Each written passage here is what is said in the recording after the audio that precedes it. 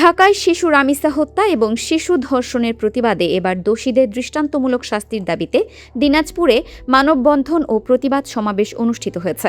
আজ দুপুর ১টায় দিনাজপুর প্রেস ক্লাবের সামনে বিভিন্ন সামাজিক, সাংস্কৃতিক ও শিক্ষার্থী সংগঠনের ব্যানারে আয়োজিত এই মানববন্ধনে শতাধিক মানুষ অংশ নেন। শিশুদের নিরাপত্তা নিশ্চিত করো এবং ধর্ষকদের ফাঁসি চাই লেখা প্ল্যাকার্ড ও ব্যানার হাতে নিয়ে বিক্ষোভকারীরা সড়কের পাশে দাঁড়িয়ে প্রতিবাদ জানান। প্রতিবাদ সমাবেশে বক্তারা বলেন, শিশুদের ওপর এ ধরনের পাশবিক কোনোভাবেই মেনে নেওয়া যায় না। তারা দ্রুত তদন্ত শেষ করে ঘটনার সাথে জড়িতদের গ্রেপ্তার ও কঠোর শাস্তির দাবি জানান। বক্তারা আরও বলেন, সমাজ থেকে এ ধরনের অপরাধ নির্মূল করতে সামাজিক সচেতনতা বাড়ানোর পাশাপাশি আইনের কঠোর প্রয়োগ অত্যন্ত জরুরি। উক্ত মানববন্ধনে স্থানীয় শিক্ষক, সাংবাদিক ও বিভিন্ন সামাজিক সংগঠনের নেতারা বক্তব্য রাখেন।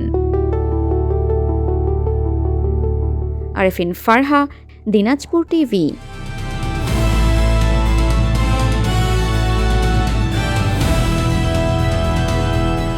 দিনাজপুর টিভি মানুষের জীবনের কথা বলে।